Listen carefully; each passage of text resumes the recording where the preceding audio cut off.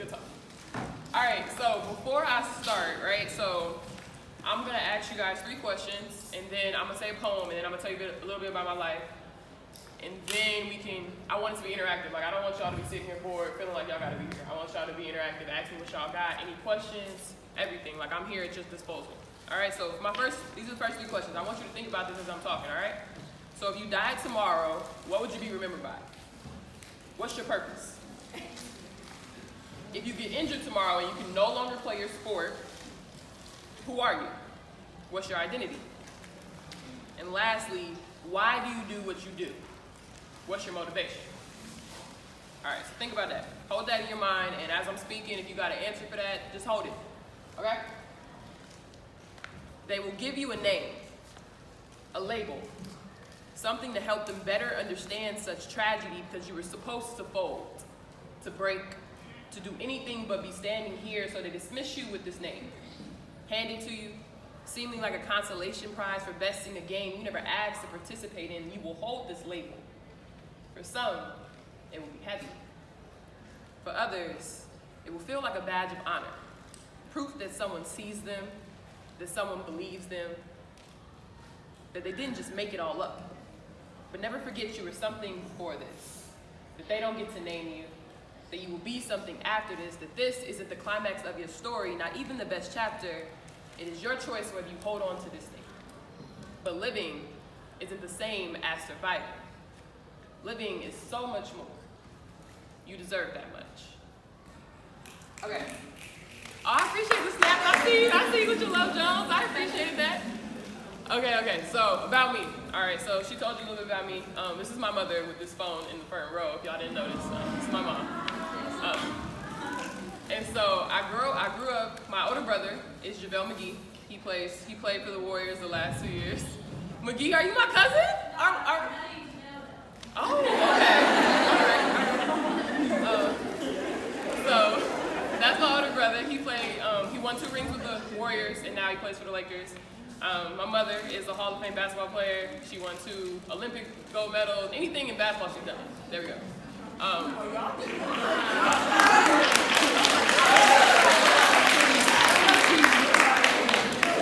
Yeah, so I come from sports, all right? I come from sports. So when you hear that, and then people on the flip side, people be like, she talking about mental health, like she was suicidal, like that sounds crazy, right? They like, well, she got all this stuff. But I grew up in an abusive household. I was sexually abused from 8 to 12. I was neglected. I grew with my father, and my stepmom and my stepbrother both abused me. And it was something that I didn't really know how to handle. I tried to commit suicide 3 times before the age of 16. And the last time I was hospitalized for 2 weeks, 3 weeks first, 3 weeks of junior year in a mental hospital. And at that point, I kind of was just like, it obviously ain't working. I tried to kill myself 3 times, I ain't succeed, so I'm sitting, I feel you, that's real. Like, I'm sitting there, I'm like, dang, I can't even kill myself right now. Yo, like, so, like, I'm sitting there, it is what it is, like. So at that moment, I'm sitting there, my family, mind you, like, I didn't come from money. My brother, he's like in the league, but he ain't footing my bills. And an ambulance ride costs like $3,000. So my family not only sitting there like trying to figure out what's wrong with me, but they also like, we can't pay for this. Like, we can't afford to be in a hospital, ambulance rides, none of that. So I'm sitting there, I'm just kind of like, all right, well, I'm obviously here for a purpose. I'm here for a reason. God's calling shots, not me. So I stick it out. I don't magically become better. I start getting high. My senior year, I get kicked out of school because I'm getting high. I get kicked out of my house as well. Love you too, Mom. And it's just a really hard time in my life. So I'm going to University of Texas. I'm a McDonald's All-American, WCA, all the awards, I'm getting them. But I'm still not happy, and my family don't understand because they don't know I'm being abused. I get good grades, I'm a bubbly personality. They're just like, you just being bad. Like, what are you sick of it? And so my coach gets fired. So now I don't even know if I have a college scholarship. And luckily, by the grace of God, my coach that got hired, who ended up being my coach for 4 years, she gave me a chance because she kind of understood what I was going through, and she kind of was just like, are you ready to get help? Like, are you ready to figure this out? And so I go to University of Texas, basically run away from home. Like, I don't come home I come home once in my entire college career. I probably came home like once and came home. I didn't go home for like 5 years. And when I get to University of Texas, I finally get all the mental health and the support I needed, right? So I don't have to pay for it. Nobody's like judging me. I don't feel like I'm alone. And I discovered poetry. And poetry for me is like my outlet. Like I call poetry air. Like ball does something for me in terms of like when I need to get out some energy. But poetry is different. When I feel like I don't want to talk to nobody or I don't want people to know my business, I can write it down and I get it out and I get all those emotions out.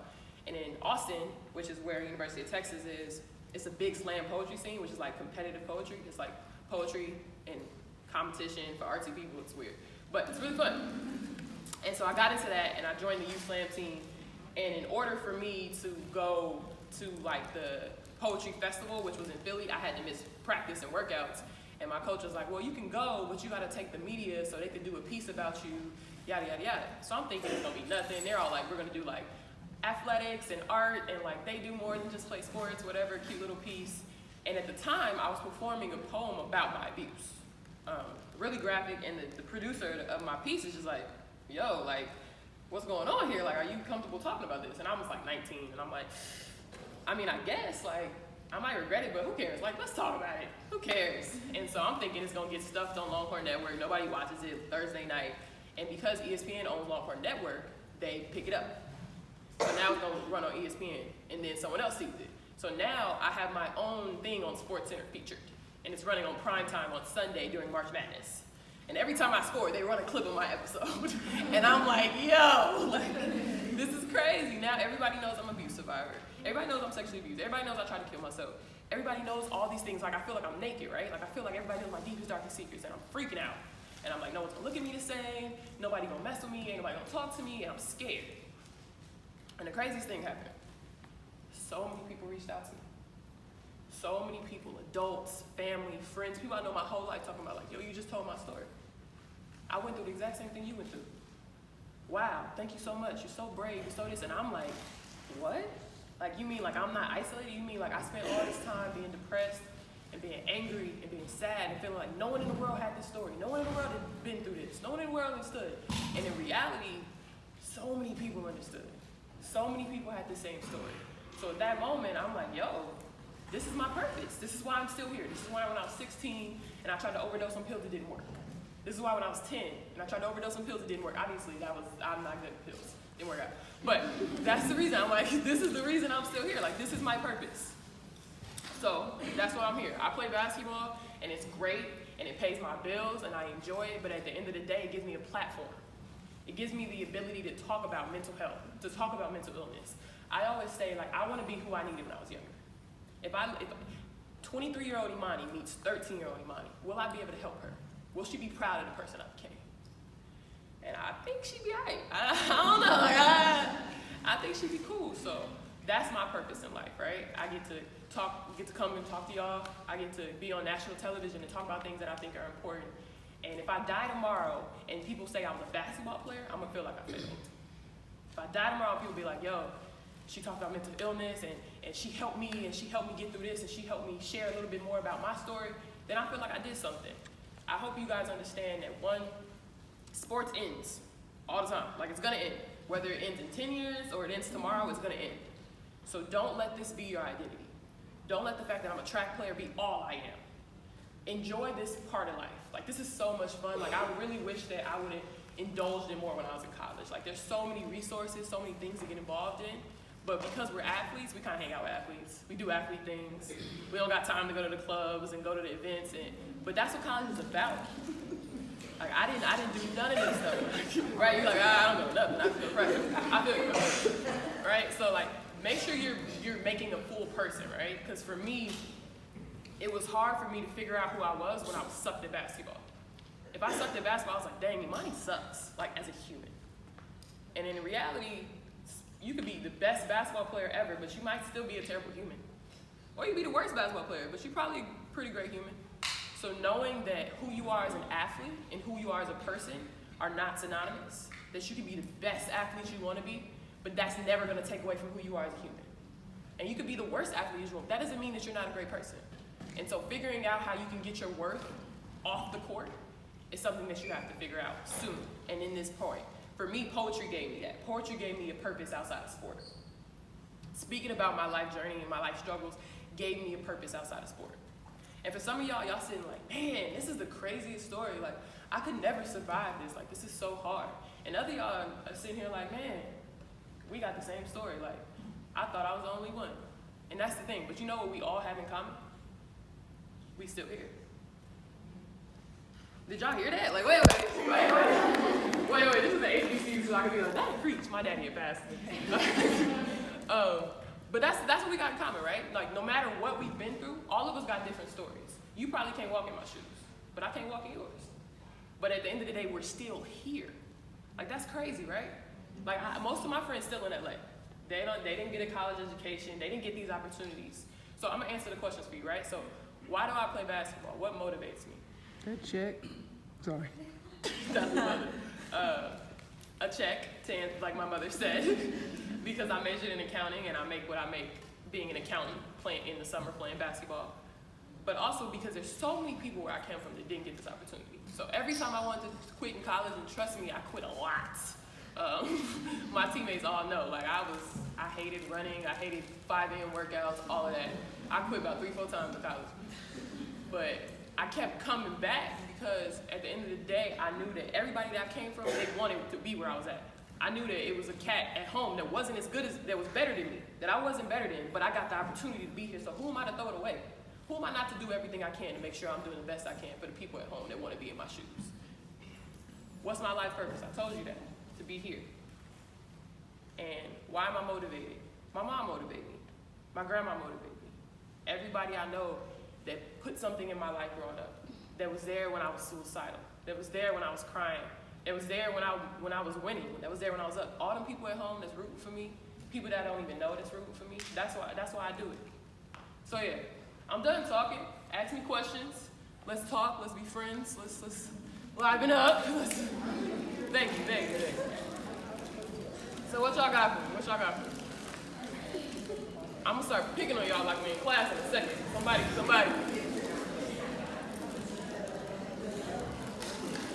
Y'all got no questions, nothing.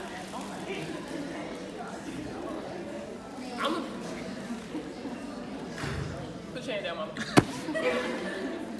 I'm gonna pick you because your hair cute. Yeah. All right.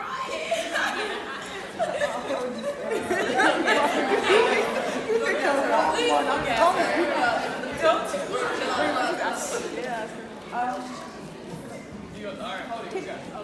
Okay. How did you feel with like your mom not being around when you were going through what you were going through? You asked a tough question off the bat. I gotta go home here. Ask more questions and you come back. So the situation with my mom and my dad, they got separated when I was younger.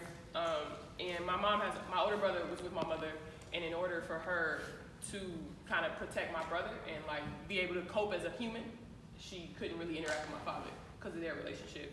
And when I was younger, me and my mom just got good, like as I got older. Because when I was younger, I was so upset with her. Because when you're a kid, you want your parents to be your parents. You don't care. You don't see that they're, I feel you. You don't see that like when you get older, you realize that your parents are also humans and they have to make hard decisions. And they also are upset. They're also struggling. You just see like, Mom, why you not here? Dad, why you not perfect? Dad, why you missed this? Why you missed this show? Why you missed the school? You know what I mean?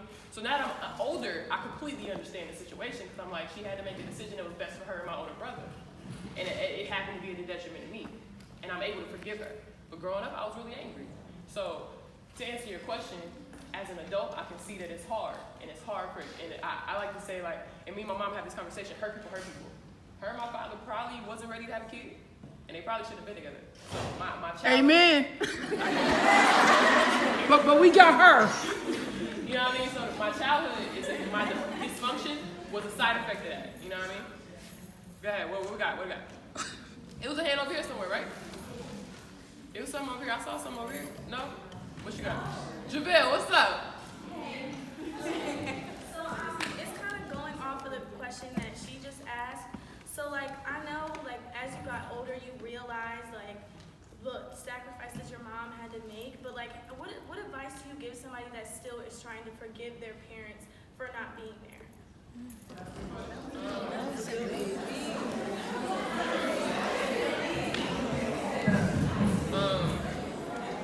I think it out, right? Because you get into life situations. Like my mother's favorite saying is, "You don't know what you don't know," and that sounded so stupid when I was growing up, and I was always just like, "Shut up!" Like that's stupid.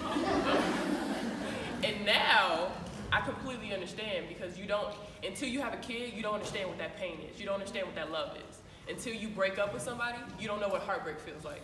So I always say, like, you got to give your parents the benefit of the doubt. Get them that little leeway, because I hated I hated feeling like I had to reach out to my parents or suck it up sometimes, but at the end of the day, this life is yours.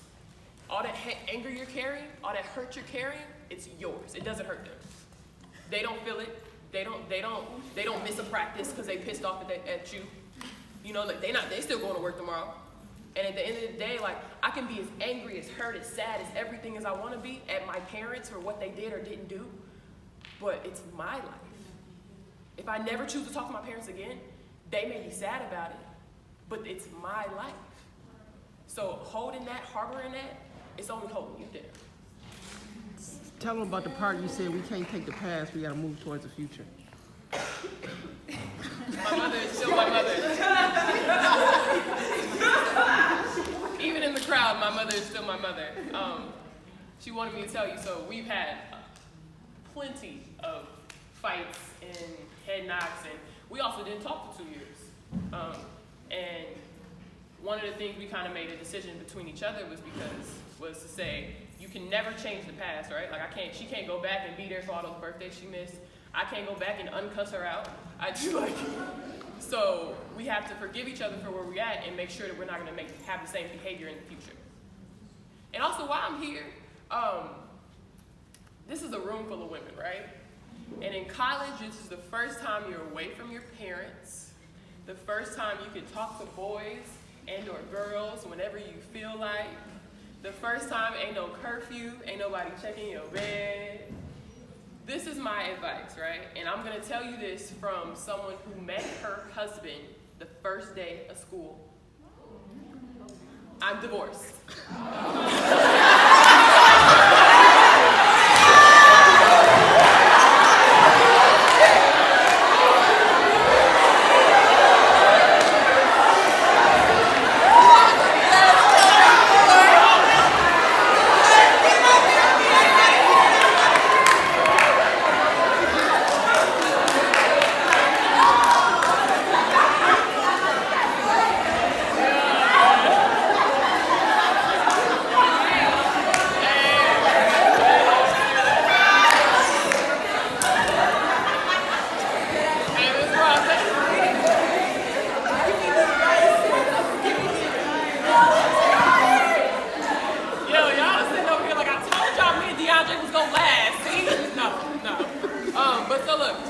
I met my ex-husband the first day of school, 17 years old, fresh in these streets, in college, like, whew, feeling like I'm somebody.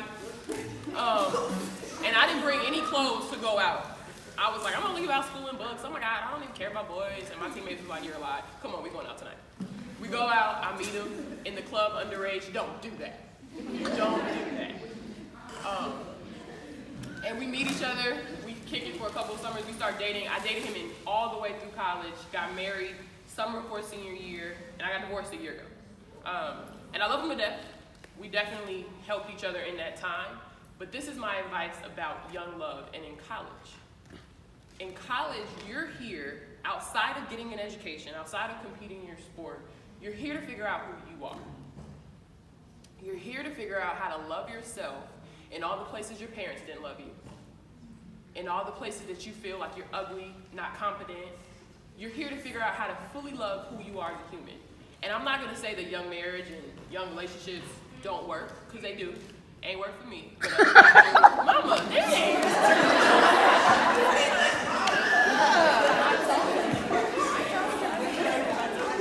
You know what I mean? But it works for people, but this is my advice, right? The reason me and my husband got divorced was because we were young, and when adversity hit us, because he was a football player, I was a basketball player, I graduated, he was still in college, I went to the league, he was still fat, and then he tried to be in the NFL, and I'm in the WNBA. When adversity hit us, we weren't mature enough to ask for help. We weren't mature enough to handle the situation within ourselves. and say, I love you, I don't know how to get through this. We don't know how to get through this. We need to figure this out together. Instead, we use each other to hide everything we hated about ourselves. It was a lot easier for him not to look at himself and all the insufficiencies he had within himself because he had the WNBA player wife. It was a lot easier for me to ignore all the things that I didn't want to deal with because I was the wife, I was the football player, we were the perfect couple. But at the end of the day, marriage and long-term relationships are nothing but a mirror. Preach, come on now. Snap, snap, snap. All of these is a mirror, right? Snap. Okay, for those in the back, for those in the back, for those in the back, for those that did not hear me, marriage and long-term relationships are nothing but a mirror.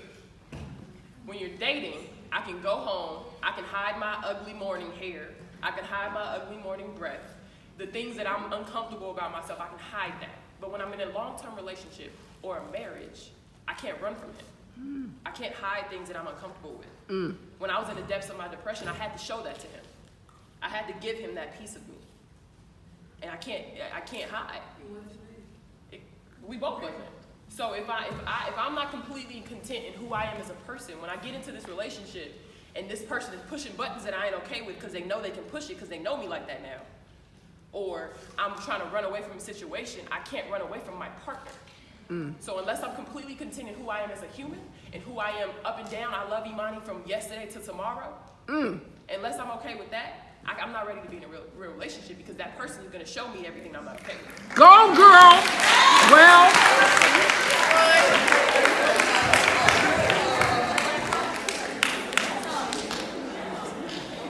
So yeah, my opinion on these relationships right now is it's great and it's awesome to be in love and having sex, be safe, but at the end of the day, like if it's not bettering you, this person not pushing you to do better, this person taking you away from your goals, and you don't need it.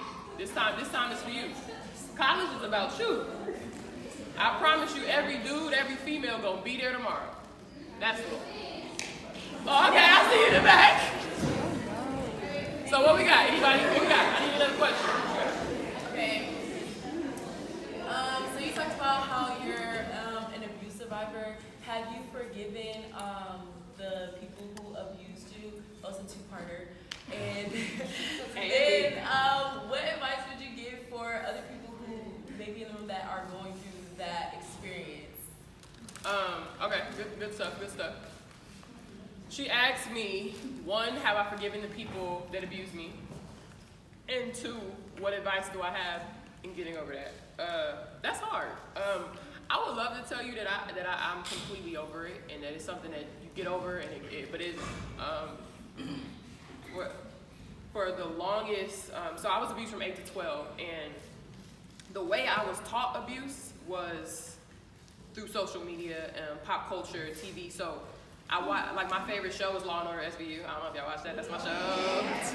And so in my mind, abuse, sexual abuse especially, was the person snatching you from the corner, was the person catching you at the nightclub when you're drunk, whatever the case may be. But it wasn't somebody in your house. So in my mind, it wasn't if I didn't fight back, it wasn't abuse. And I'm 8 to 12. It was normal for me. I didn't fight back. It was just something that happened. I didn't scream, kick, fight. So in my mind, it was hard for me to cope with the fact that I didn't do that. And I'm also 6'7". I've always been tall. Obviously I wasn't 6'7" at the time. But my stepbrother was like 5 years older than me, and it was something that was normal to me. And today I could I could take him, you feel me? But in my mind, I didn't think that way at that age. And my stepmom, the same thing, she's a small little thing. But for me, it took me a long time to forgive myself for not fighting back. It took me a long time to relearn my body, and to appreciate the fact that I have a sexual identity and I'm allowed to experience sex and be okay with that and enjoy sex. And just because I didn't fight back in that instance doesn't mean that there's something wrong with me. It means that somebody took advantage of me. And so for me, in terms of getting over it, it took a very long time. And I used to have nightmares. When I got into my first sexual relationship, which was way too early, lost my virginity at 16, shh, mom. And that's when I started having really bad nightmares and figuring out what happened to me when I was younger. And so for me, it was about forgiving myself. And one thing I like to say is that at the end of the day, I'm still here, right? I love to say, like, one of my favorite sayings is, you know, people have been trying to break me for years, and ta-da, I'm still here. Come on. You know what I mean? So I forgave them not because they deserved it, but because I don't want you to keep living off my coattails. The better I get, I don't want you to be able to say like, oh, I'm good. You tried, I'm still here, I'm good. So I encourage you to take the time to understand that it's not your fault, no matter what the situation. It's not your fault. It's never the victim's fault, because sexual abuse and abuse in general is an abuse of power. So if you were abused, it's not your fault. It doesn't matter if you fought back. It doesn't matter if you screamed, cried, indifferent. It does not matter. It isn't your fault. And secondly, you'll get through it. It may suck a little bit. It may be hard, but you'll get through it. What we got? So this question is kind of for like the mom, if that's okay. Yeah, inviting my mama. She's not gonna stop talking now. You want me to come on? Do you want me to answer?